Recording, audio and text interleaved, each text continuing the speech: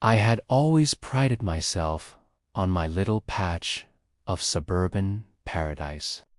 My home, a modest two-story house with a brick facade and white-trimmed windows, sat at the end of a quiet cul-de-sac, shielded from the main road by a line of tall, thick hedges I had planted myself. Those hedges were more than decoration, they were my sanctuary. Every morning, I'd step outside with my coffee, the sun spilling over the trimmed green walls, and I'd feel a sense of ownership over something that was mine and mine alone. I'd spent years nurturing them, pruning and shaping each bush so that it would grow strong, healthy, and beautiful. They were my creation, my fortress, and the one thing that made my home feel private in a neighborhood that prided itself on open lawns and perfect symmetry.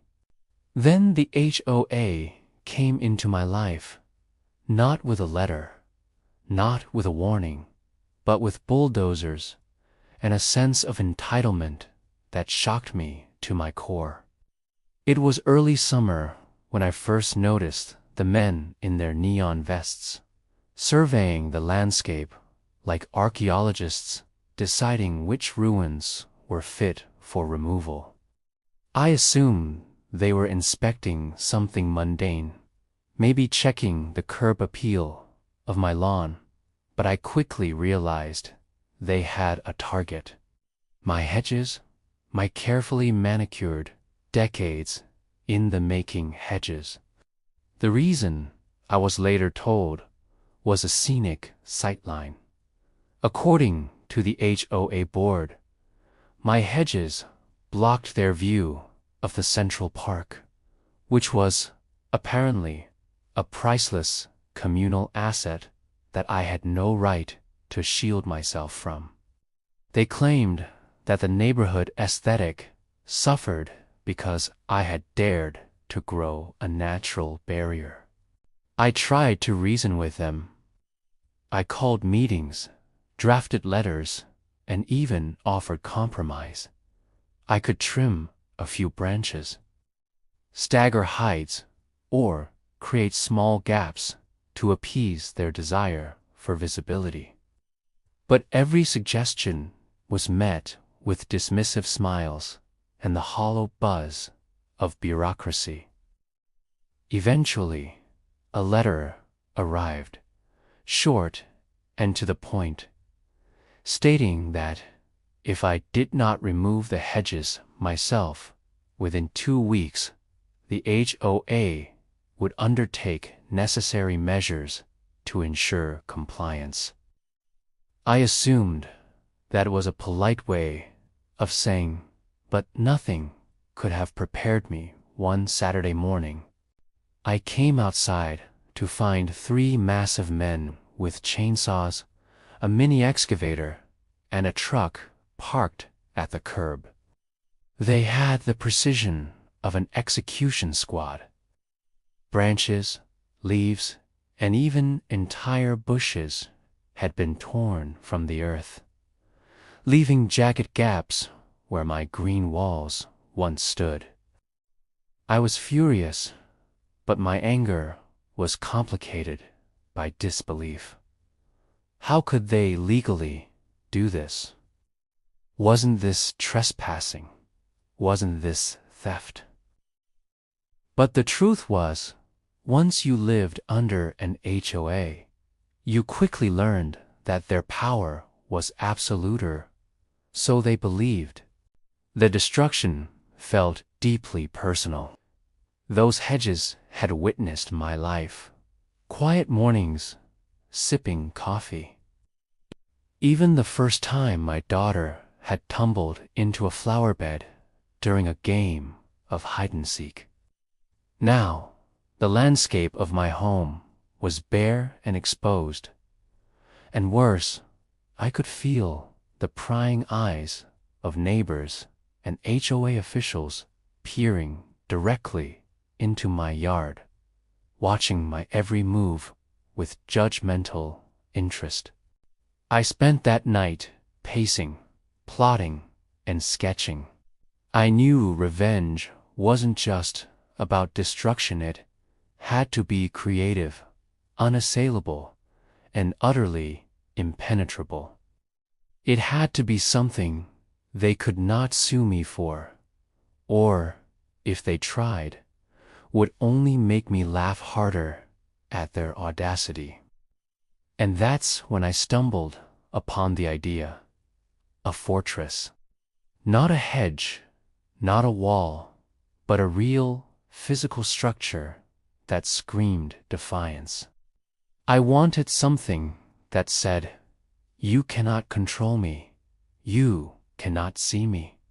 I am sovereign in my own yard." By the next weekend, I began scouring the local salvage yards. My vision was clear: rusty shipping containers, stacked and fortified, arranged to block every conceivable sightline into my property. I acquired 3 containers, each pockmarked with the scars of years at sea, each one heavier and more imposing than the last. I hired a small crane to place them strategically along the perimeter in a yard, creating a staggered, interlocking formation.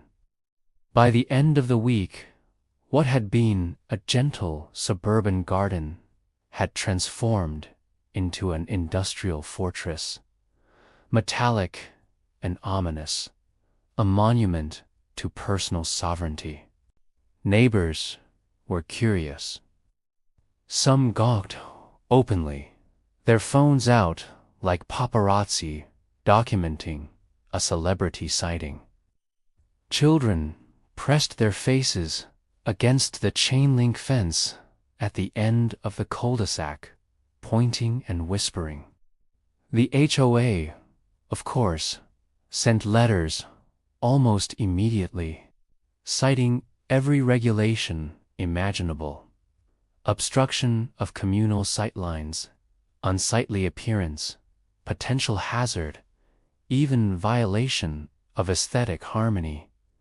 But here's the thing about rusty containers: they are almost impossible to move without serious machinery.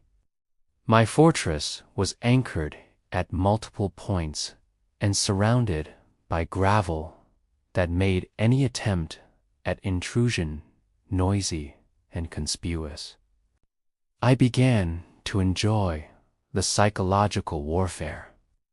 I would water my remaining plants, walk around the yard, and occasionally stand atop the containers with a cup of coffee, surveying my reclaimed kingdom. I imagined the HOA board members squirming as they drove by, their eyes tracing the steel walls they could no longer see over. I imagined their meetings filled with confusion and frustration, their carefully drafted letters rendered impotent against the immovable and silent declaration of defiance I had built. Over time, the fortress became more than a defensive measure. It became an identity. I added smaller details to enhance its theatricality: rusted spikes along the top edges, chains that rattled in the wind, and even a small solar-powered light that cast long, eerie shadows at night. I wanted anyone who approached my property to feel a subtle mix of awe and fear. It was no longer about the hedges, it was about control, autonomy, and respect. The HOA's attempts to challenge me only grew more desperate and absurd. They sent letters from lawyers demanding that I remove the containers or face fines escalating by hundreds of dollars per day. They even tried to argue that the fortress constituted a dangerous structure, despite the fact that it sat firmly on level ground, with no sharp edges facing the public. I kept every letter, every threat, every attempt to intimidate me. Each one became a badge of honor, proof that I had outwitted them without so much as a confrontation. Word spread through the neighborhood. Soon, other homeowners who had suffered from HOA overreach began visiting, quietly admiring my ingenuity. Some whispered about creating their own defenses. Others simply nodded, silently acknowledging that the old rules of HOA tyranny no longer applied. My fortress became a symbol, a small rebellion against the sanitized conformity imposed by the neighborhood's self-appointed rulers. There were small victories, too. One morning, I overheard a board member trying to explain to another why my yard was suddenly off-limit to complaints. "We can't touch it," he said, gesturing vaguely. It's basically untouchable." He's not violating code.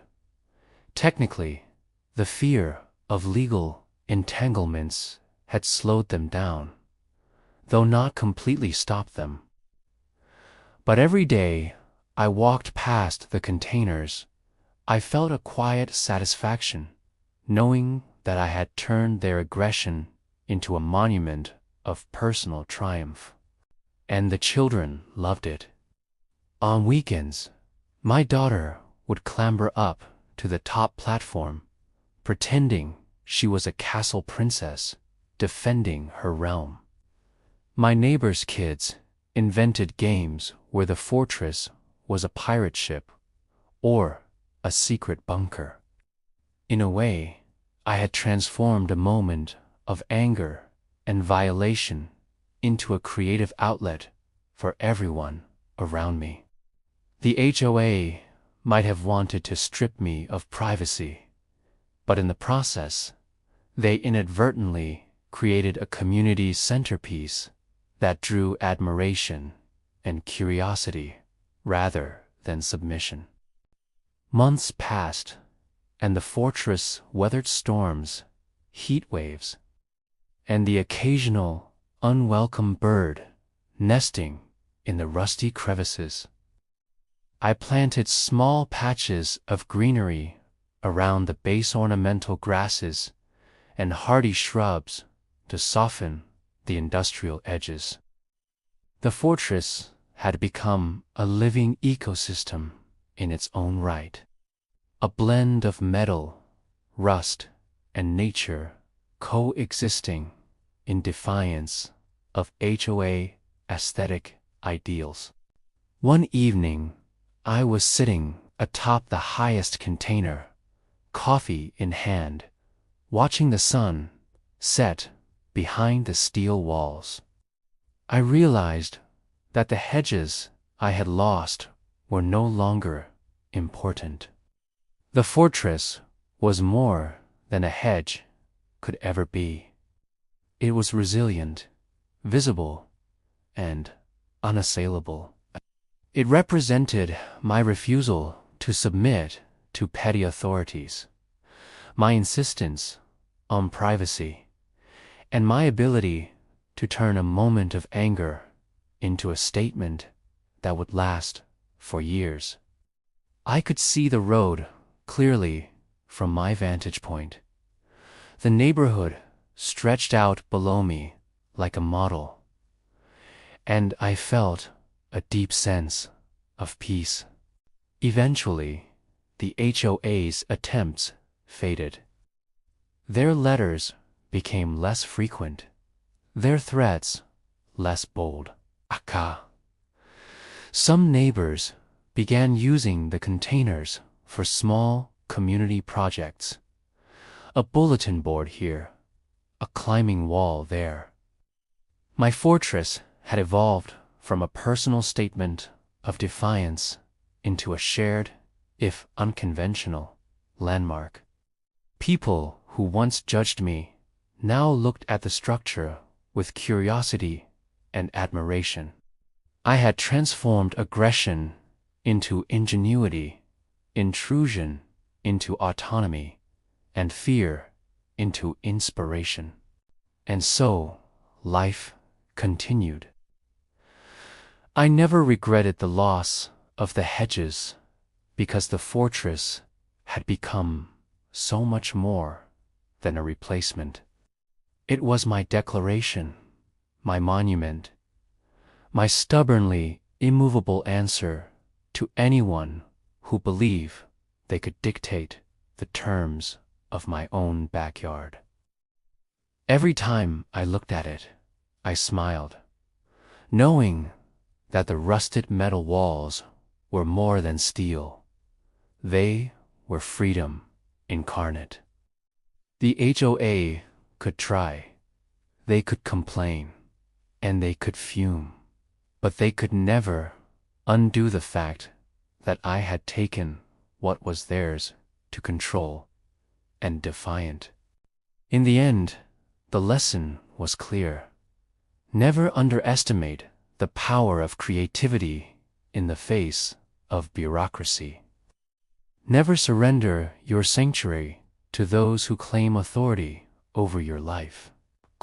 And never forget that sometimes the best revenge is not to fight, but to build something lasting, something unmovable, and something that proudly says, "You cannot see me, and you cannot stop me." My fortress stood there for years, weathering every storm, every HOA inspection, and every curious gaze. And every time I passed it, I felt a quiet joy that no trimmed hedge, no perfectly pruned bush could ever have given me. It was mine, all mine.